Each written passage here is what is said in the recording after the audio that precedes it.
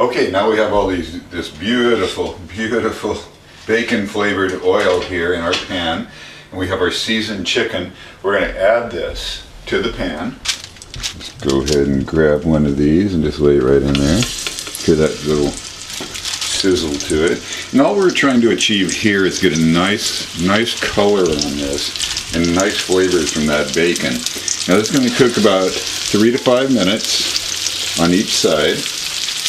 Of course, not enough to cook it through, so that's not what we're aiming at, because we're going to bake this pretty soon.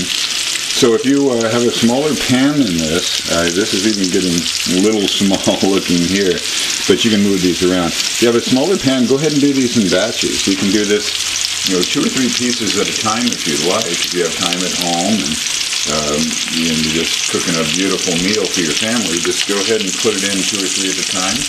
Set it aside, put the other 2 or 3 together.